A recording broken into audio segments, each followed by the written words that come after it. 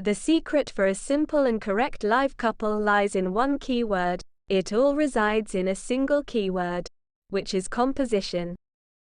So, the composition is the set of elements that we are going to arrange, and that we will represent in our design. It doesn't only include objects, but it also includes the empty spaces that are created between the objects and the background that we are going to include. So some key rules to be able to create compositions, which then applied in the drawing become effective.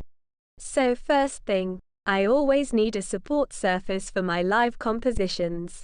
Obviously, without a support surface, the objects cannot stand. And in any case my drawing will result unrealistic because the objects appear to be flying and therefore not stationary anchored on a surface. It is good that the support surface, if possible, is of small dimensions, so it's not a very large table. But if you can get a small table, I don't know, a little perch like this, or alternatively you can get some wooden planks rather than big books and put things there. Here. In this way you manage to delimit the support surface, which will become a little more harmonious even within the drawing. Second very important element. How do I arrange the objects? So, we need to reflect a little on this, because here it may seem that I have precisely arranged this composition in a casual way. In reality, this has not happened and should not happen even in your drawings. Let's see for a moment how you have to think. Well, the support surface is quadrangular, it's a square. So, just to give you an idea of what I've done, I'm drawing you a square on my sheet. I'm making nothing but the view from above, the horizontal plane, as if this were an orthogonal projection, as if I could fly above my composition and observe it from above.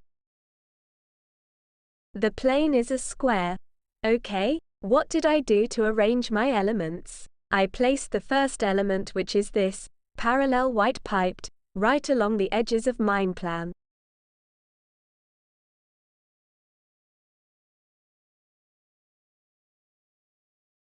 You see? So seen from above is this shape here. Okay. I did it because I was interested in its sides were exactly inclined like the sides of the plane. As you see. To facilitate the perspective for a moment. Then what did I do? I played on the diagonal. On the diagonal that connects this corner of the plane to this corner of the plane. And on this diagonal I went to arrange other two elements, which are the parallelepiped white, so that this also touches my front side, and the other small object behind, that it's another brown box, which I have placed back here. This is my little brown box, which is almost a square. And this is my parallelepiped white. Then on top of these elements I superimposed other elements. So for example my bottle, which obviously has a circular shape from above, resting in the center of this figure, and my teapot, which occupies a whole volume superimposed on this parallelepiped.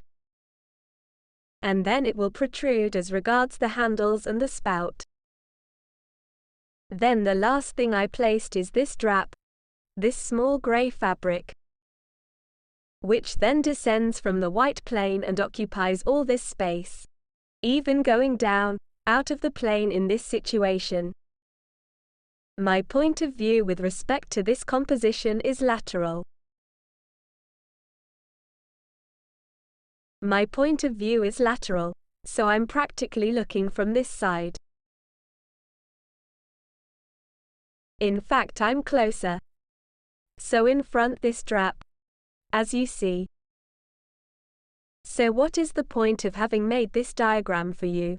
It is used to make you understand that when you arrange the objects, you have to try to make it easier for you to play, placing them on key lines, which can be the edges, the diagonals, the medians. This is to then facilitate in the drawing the correct placement of the elements, and you will see that it will be very useful. Another important thing I want to tell you in the composition is to try to arrange your elements following a balance that is dynamic. There is balance when we give rules. We try to ensure that the composition is balanced and that there are not too many separate and disjointed elements. At the same time, however, if we had placed all these objects one in line with the other, or perhaps forming a pyramid whereby the tall one in the center and the low lateral ones, we would have somehow created what is called static equilibrium, and therefore given our composition looks uninteresting, too symmetrical, too rigid. If, on the other hand, we want to create a more interesting composition, we try to play with the volumes and shapes we have, placing them in a slightly more dynamic way. Therefore looking for different solutions, leaving gaps, but at the same time balancing them with particular situations. For example, I thought of placing two elements of almost the same height at the corners of my plane, which are similar elements because they have two parallel elements and two bottle jars, but not of the same size, which are on the right and on the left. Then I went to the center to place a higher element. But this higher element left a void here in front. So here in the foreground I would have had a slightly empty situation, so I went to place another element that in this case could fill this space. This way gave life to my composition, which is quite balanced, but not too static and not too symmetrical.